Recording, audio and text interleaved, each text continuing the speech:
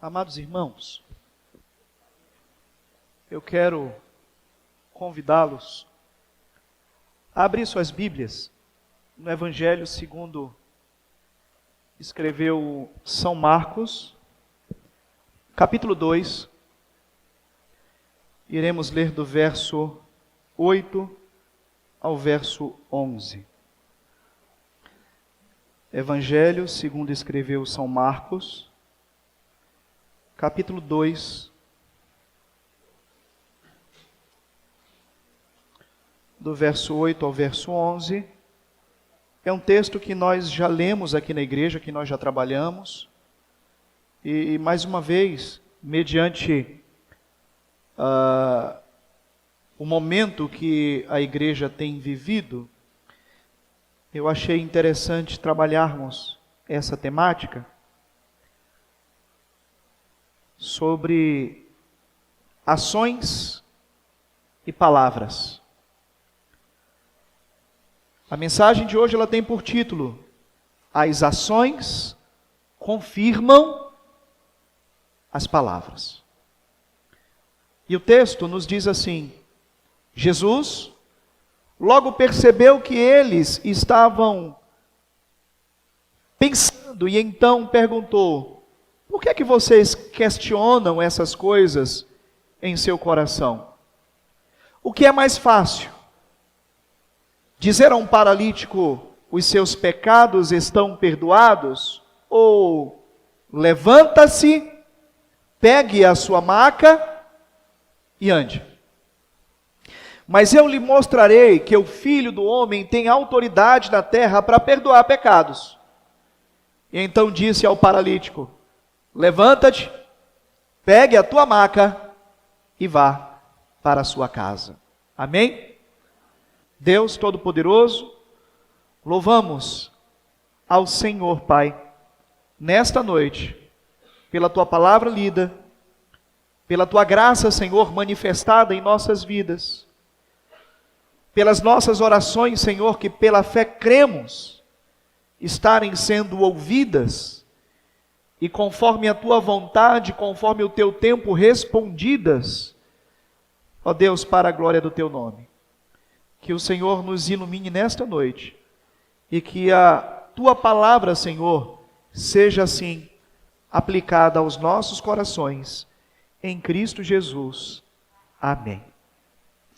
Meus amados irmãos, Jesus nunca enganou os seus discípulos em relação às oposições que eles enfrentariam ao expressar a sua fé.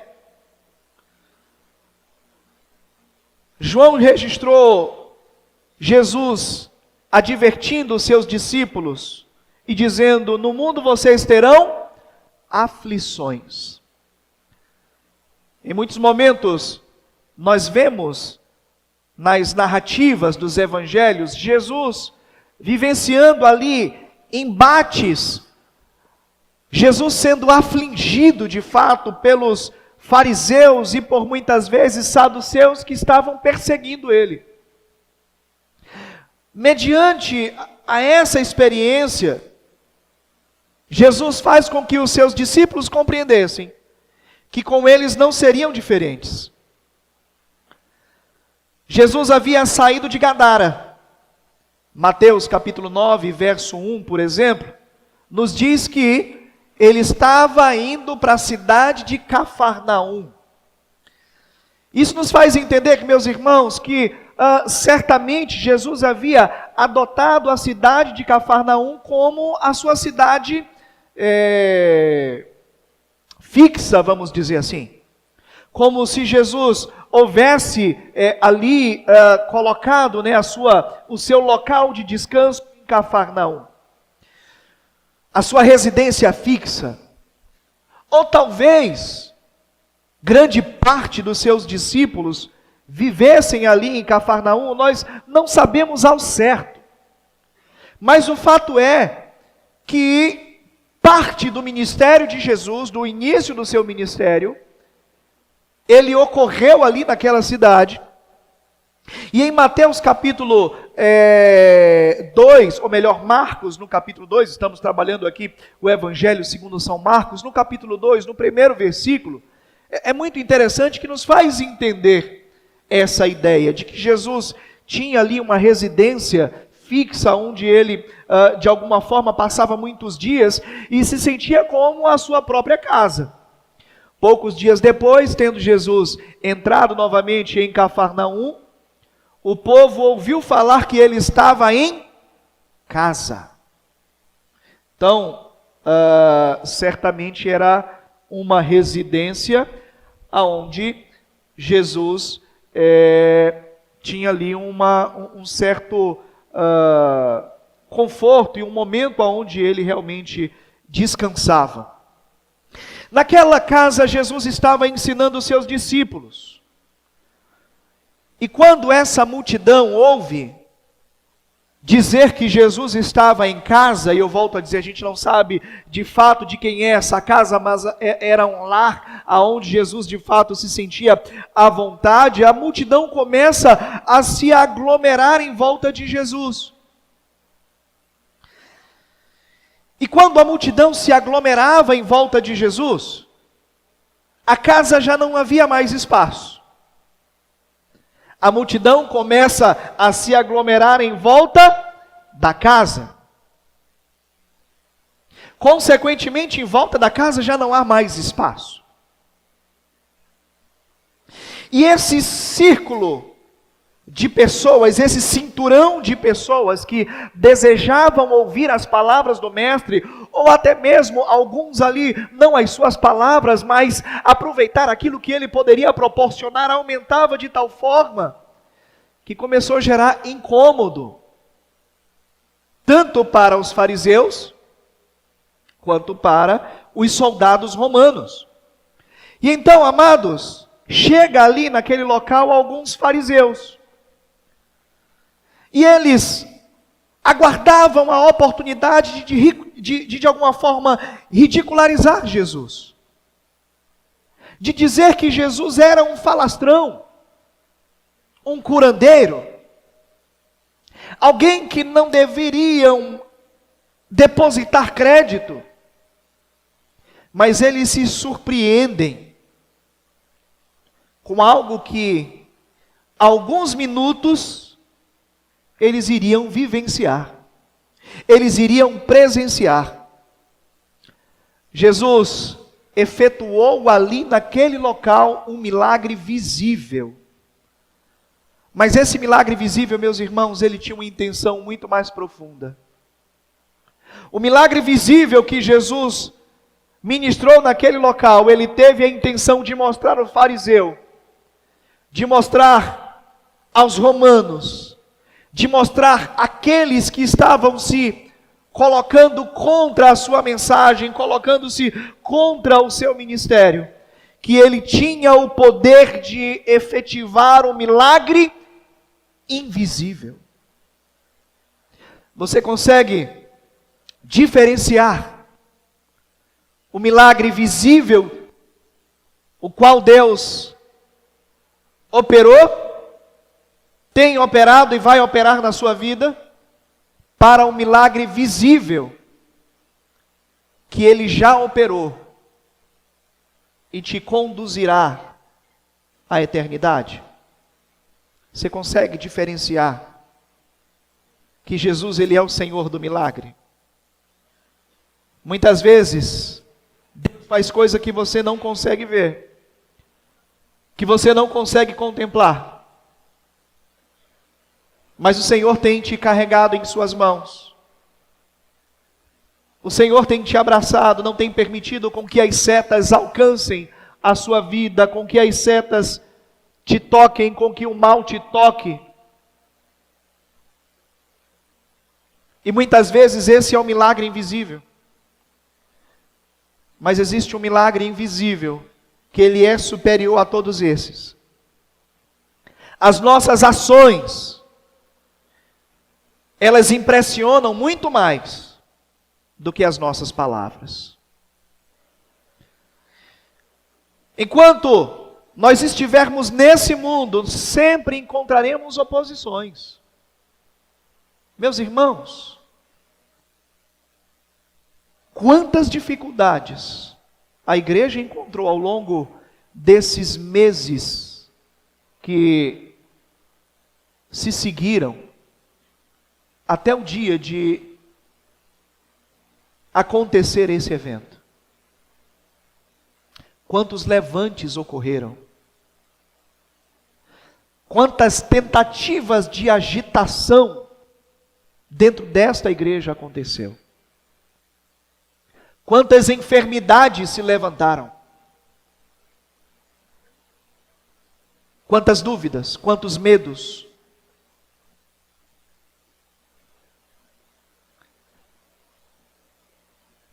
Enquanto estivermos nesse mundo, nós encontraremos dificuldades, nós encontraremos oposições. A grande diferença é recebermos de Deus, abraçarmos de Deus, a coragem para enfrentarmos essas dificuldades. Mateus, Marcos e Lucas, eles registram a fé de um grupo de pessoas que carregavam consigo um amigo paralítico. Quantas oposições esse homem enfrentou em sua vida? Quantas dificuldades ele enfrentou em sua vida? Quantos nãos ele recebeu em sua vida? Quantos não pode ele recebeu em sua vida? Quantos impossível acontecer ele recebeu, ele ouviu? Mas tanto ele quanto os seus amigos enfrentaram essas dificuldades. Jesus estava ensinando em casa, envolto a uma grande multidão que não enchia somente os vãos daquela casa, mas a sua parte externa, ao ponto da movimentação na rua já ser dificultoso. Os fariseus estavam ali, à beira, ouvindo os ensinamentos de Jesus, procurando um momento, procurando uma falha, para que pudessem se levantar contra ele e talvez motivar a multidão a se levantar contra ele. Mas fora desse cenário, havia um homem paralítico,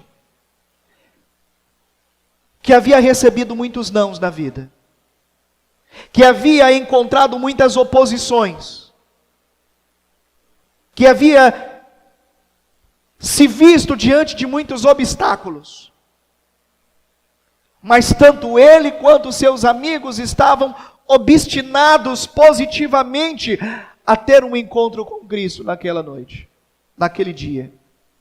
E o texto diz que eles se depararam diante daquela dificuldade, daquela oposição, daquele obstáculo. E eu imagino, meus irmãos, que daquela vez eles disseram assim: não, nós não iremos nos acovardar diante dos obstáculos. Nós não iremos nos acovardar diante das dificuldades. Mas como chegaremos perto de Jesus? E então eles subiram no telhado daquela casa, tiraram parte daquele telhado e desceram aquele homem até o local aonde Jesus Cristo estava. Os fariseus, como eu falei, procuravam oportunidade de ridicularizá-lo.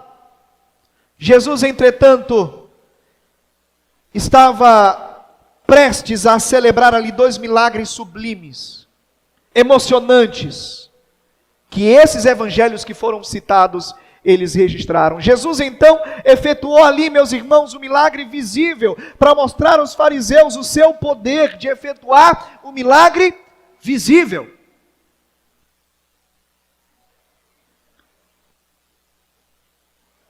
Jesus salvou as nossas vidas. Jesus perdoou os nossos pecados. Isso é um milagre visível. Ou melhor, isso é um milagre invisível.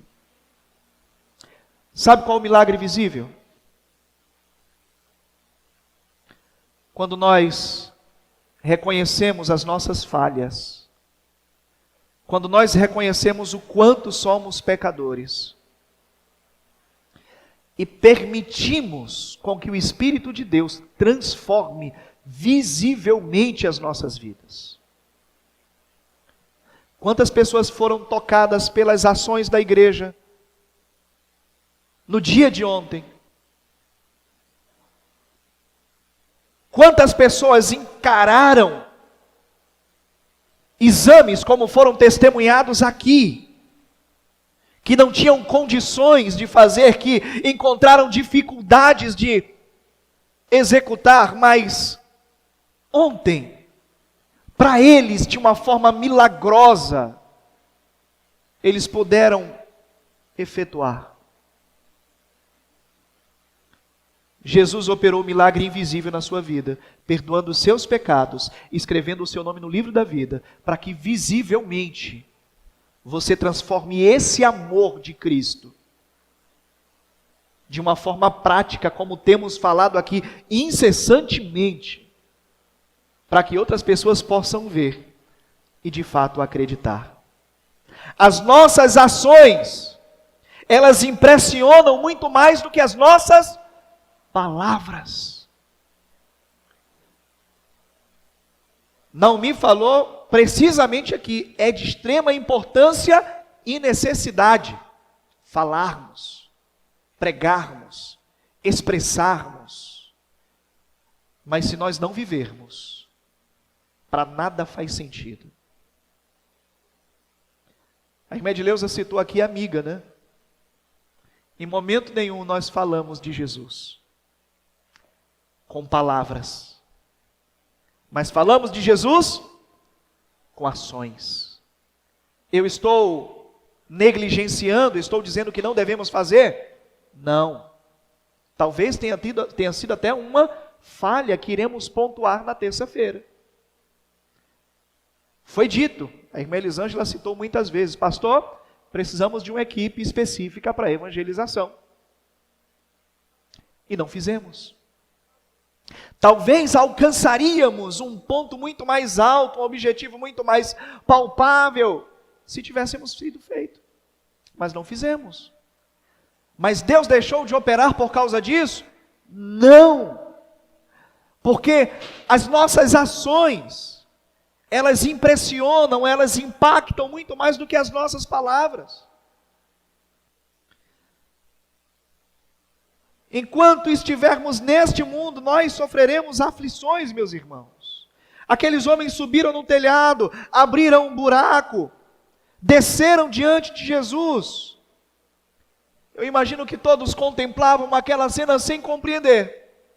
Contemplavam aquela cena calados, esperando para saber o que realmente estava acontecendo. Jesus então, vendo a fé daqueles homens, disse para aquele que estava diante dele: os seus pecados estão perdoados. Milagre invisível. Palavras. Olha só como as ações são importantes. As palavras de Jesus geraram, em primeiro ponto, de fato, o perdão daqueles homens, mas os incrédulos, aqueles que não estavam com os corações prostrados diante de Deus, aqueles que buscavam a oportunidade para pegar Jesus,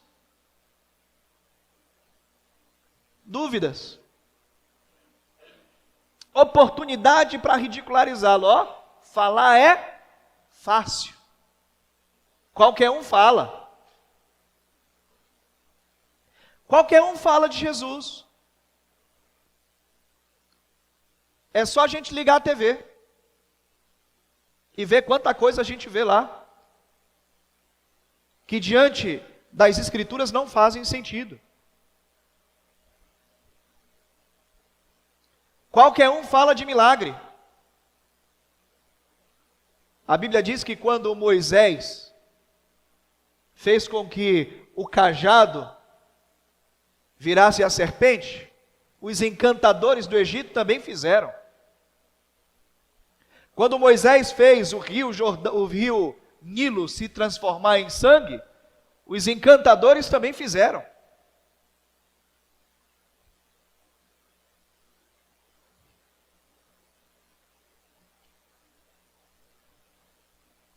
Versículo 6 ao versículo 8 de Marcos, capítulo 2. Alguns dos mestres da lei, que estavam ali sentados, pensaram: o que é que ele está dizendo? Isso é blasfêmia. Somente Deus tem o poder de perdoar pecados. Jesus logo percebeu que eles estavam pensando, e então Jesus perguntou: por que é que vocês questionam essas coisas em seu coração? Por que é que vocês duvidam do poder de Deus? Por que é que vocês duvidam daquilo que Deus fez na minha vida? Tem muita gente, meus irmãos, que não acredita na sua conversão. Não é assim? Tem muita gente que não acredita. Fulano, conheço, aprontou e agora diz que é crente.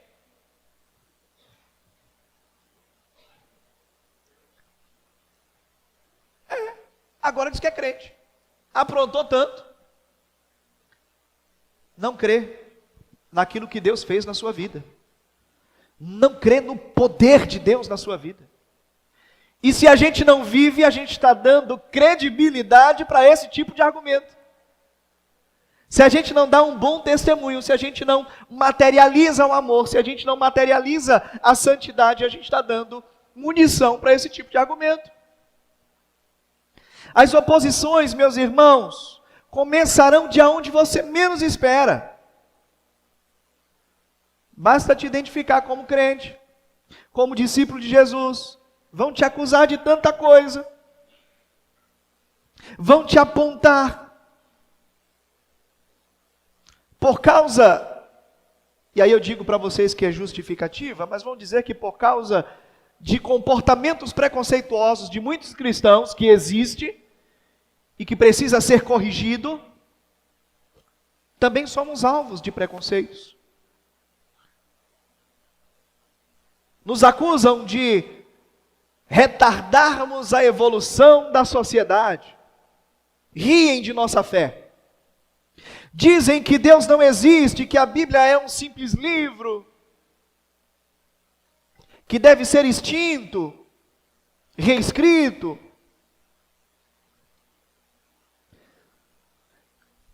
Irão expor as falhas que nós cometemos.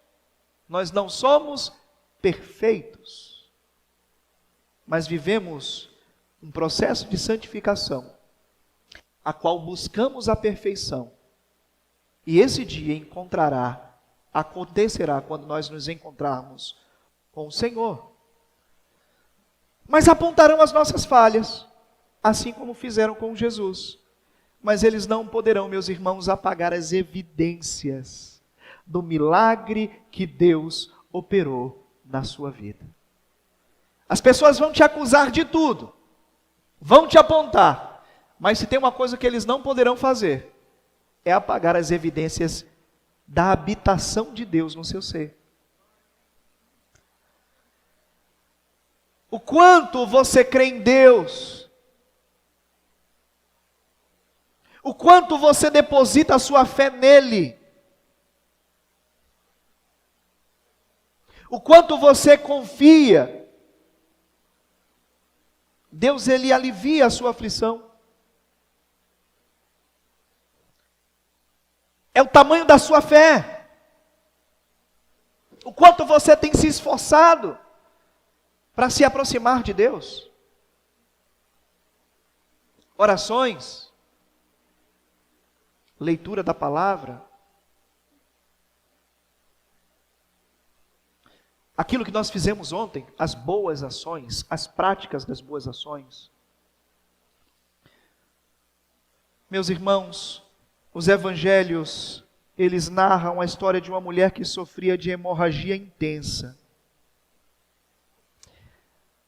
E essa mulher que sofria de hemorragia, ela não permitiu que os obstáculos impedissem com que ela se aproximasse de Deus. Será que nós temos desenvolvido tamanha fé? Será que temos essa ousadia de dizer, não, dessa vez não, eu enfrentarei as dificuldades,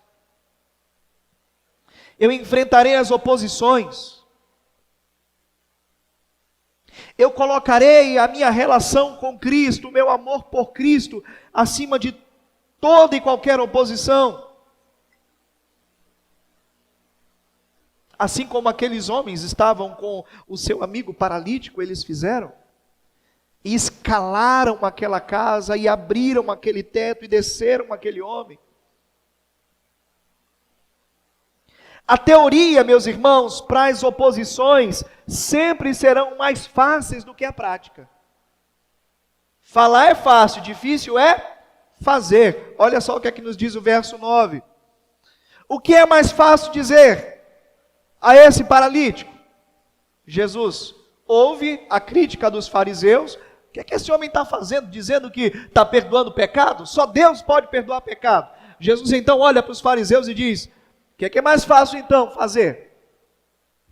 É dizer esse paralítico, perdoado estão os teus pecados?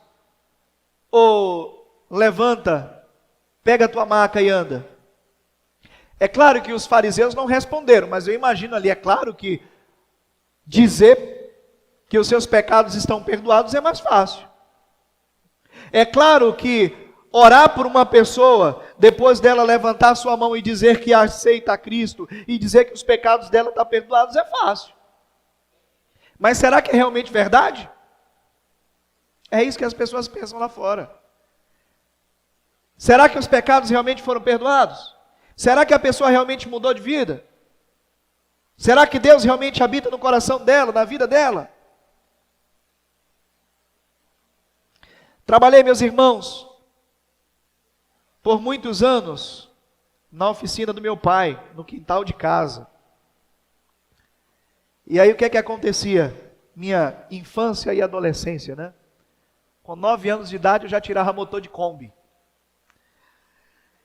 E aí o que é que acontecia? Chegavam ali os clientes apressados, querendo resolver o problema dos seus carros, e dizia assim, olha, eu estou com pressa. E o carro está com esse problema, você vai resolver desse jeito, é rapidinho. E aí eu ficava com um negócio na cabeça, bom, se ele sabe qual que é o problema do carro, se ele sabe como é que resolve o problema do carro, e que é rapidinho, por que ele não faz? Porque falar é muito mais fácil do que fazer. Pastor Rafael Abdala pregou na convenção e ele dizia exatamente isso. É muito fácil, meus irmãos, ser crítico de restaurante, né? Como é que chama? Crítico... Espera aí que eu vou segurar um pouquinho aqui. Me ajudem. Crítico de gastronomia. É fácil ser crítico de gastronomia. Você chega no restaurante, senta, come e avalia. Difícil é abrir um restaurante. Difícil é pagar os funcionários. Difícil é ter verba no final do mês para pagar todas as contas. Mas dizer se a comida está boa ou está ruim é muito fácil. Criticar, meus irmãos, é extremamente fácil. Difícil é fazer. Difícil é colocar a mão no arado e não olhar para trás, como nos diz o próprio Jesus aos seus discípulos. É rapidinho, diziam os clientes, e até citavam passo a passo de como resolvia o problema, mas quem entrava debaixo do carro e ia executar a atividade era eu. Porque falar é fácil, difícil é fazer. Jesus sabia que os fariseus estavam escandalizados com as suas palavras, ao dizer que os pecados daquele homem haviam sido perdoados. Mas aquelas palavras, meus irmãos, levariam aquele homem para o céu. Aquelas palavras levariam aquele homem à presença do Pai. Levariam aquele homem a estar diante de Deus.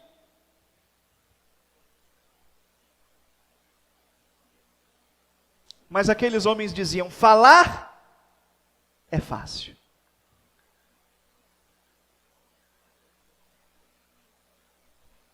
Quando você expõe o seu currículo na mídia, né? E colocam ali que você fala inglês, você vai ter que fazer um teste para falar ali diante dos seus contratadores. Quando eu fiz a minha entrevista para trabalhar aqui na empresa no Polo, eu disse que eu havia passado por uma empresa específica e quem estava me entrevistando também havia trabalhado nessa mesma empresa. E havia um procedimento interno que somente os funcionários ali conheciam. E ele disse: já que você está me dizendo que você trabalhou nesse local, como é que faz tal procedimento? Ou seja, ele estava ali me provando. E eu expliquei, né? Se faz desse e desse jeito. E então ele respondeu: de fato você trabalhou lá. Porque somente aqueles que trabalham nesse local sabem como funciona uma determinada coisa.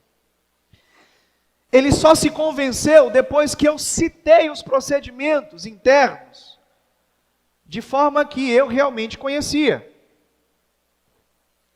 Aqueles homens só entenderam o que Jesus falou quando Jesus, ele celebrou ali o milagre visível. Ele é um blasfemador, diziam aqueles homens. Ele não pode perdoar pecados. Somente Deus tem o poder de perdoar pecados. Falar é fácil. O homem que me entrevistava dizia: falar é fácil, eu preciso de uma prova. O milagre visível é a prova que Deus, ele opera o milagre invisível na sua vida. As nossas palavras, meus irmãos, jamais terão valor das nossas práticas para confirmá-las. Aquilo que você fez ontem, um aperto de mão que você deu, um abraço que você deu, uma palavra de amor, uma palavra de carinho, o serviço que você prestou, é a prova prática do amor de Deus da sua vida, o qual você está fluindo para outras pessoas. Quando nós fazemos aquilo que nós falamos, aí entra o que eu tenho falado aqui constantemente. Nós adquirimos credibilidade. E quando Jesus opera um milagre visível, Jesus estava adquirindo credibilidade diante daqueles que estavam ouvindo ele. Olha, realmente, Jesus tem o poder de perdoar pecados. Porque é muito fácil falar, mas aquilo que ele fez, ele mandou com que o paralítico se levantasse. É difícil de fazer, viu? Ó, Jesus Cristo realmente habita na vida dessas pessoas. Porque elas não somente falam, não. Elas fazem. Eu vi essas pessoas ajudando outras pessoas. Eu vi essa igreja fazendo algo que nenhuma outra comunidade se interessa e se importa em fazer. Estou conjecturando aqui, tá, irmãos? Reconhecemos que muitos irmãos fazem isso, e muitas vezes de forma individual. Verso 10 ao verso 12 de Marcos capítulo 2. Mas eu lhes mostrarei que o Filho do Homem tem autoridade na terra para perdoar pecados. E então disse ao paralítico, levanta-te, pegue a tua maca e vá para a tua casa. O homem então se levantou em um salto, pegou a sua maca e saiu, andando diante de todos. E a multidão ficou admirada, louvando a Deus e exclamando: nunca vimos nada igual. Quem ouviu essa expressão ontem? Nunca vimos nada igual. Muitos estavam ali atentos às atitudes de Jesus diante das acusações dos fariseus. Meus irmãos, muitos estão atentos às nossas atitudes todos os dias. Muitos estão de olho no seu dia a dia. Vamos ver o que é que esse Jesus vai fazer agora. Será que ele realmente é o Messias? É fácil falar, fazer é difícil. Quantas situações nós nos encontramos que muitas vezes nos prova, nos tenta e exige de nós atitudes que, se não tivermos autocontrole e uma visão cristã, eu costumo dizer, meus irmãos, Deus, algumas situações acontecem, né? Deus, dai-me paciência, porque se me der força eu quebro tudo. Somos humanos, somos falhos, somos pecadores, e precisamos nos autoanalisar e nos autocontrolar o tempo todo.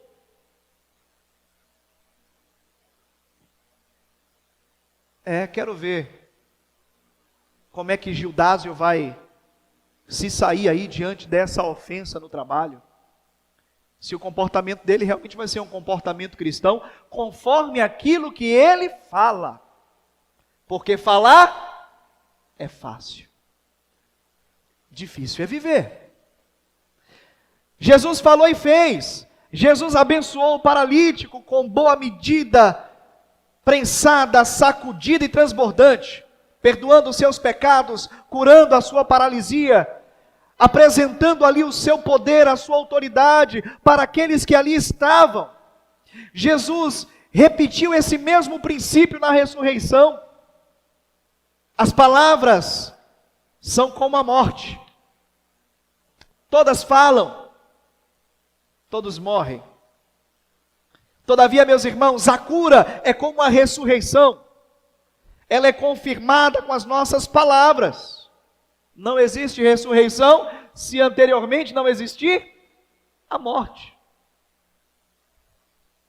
Jesus morre e depois ele ressuscita. A morte de Jesus, ela ocorreu para que a sua ressurreição ela fosse eficaz. O milagre invisível, ele é comprovado pelo milagre visível. Quando nós temos amor pelos ensinos de Jesus, nós devemos, assim como ele nos ensinou, apresentar visivelmente, meus irmãos, para o mundo, com todo o seu poder, com todo o seu amor, aquilo que a igreja viveu esse final de semana. Eu coloquei no grupo da igreja, não sei se os irmãos viram, que aquilo seja um marco na nossa história, que aquilo seja uma virada de chave, e que o nosso pensamento, ele progrida o tempo todo, para que nós possamos viver de forma prática, expressando visivelmente, palpavelmente, tudo aquilo que Jesus tem nos ensinado. Não somente falarmos, mas assim como Jesus, executarmos, para que vejam o poder de Deus operando na sua vida, em nome de Cristo Jesus. Amém. Querido Deus e soberano Pai, soberano Senhor, Deus, Criador dos céus, Criador da terra, obrigado, Senhor, pela Tua palavra nessa noite. Ó Deus, que nos fortalece, que nos motiva, Senhor, a enfrentarmos as dificuldades, a enfrentarmos as oposições, a enfrentarmos, Senhor, os obstáculos que muitas vezes, Senhor, nós encontramos na tentativa de nos acovardar, para não fazermos aquilo que o Senhor Deus põe em nossas mãos, para ficarmos, Senhor, tão somente nas palavras,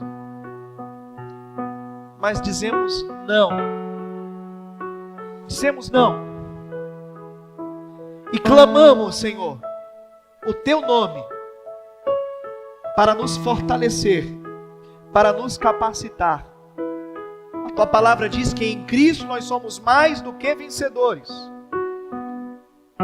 Não com a intenção de sermos notórios, e o Senhor conhece os nossos corações, o Senhor conhece essa igreja,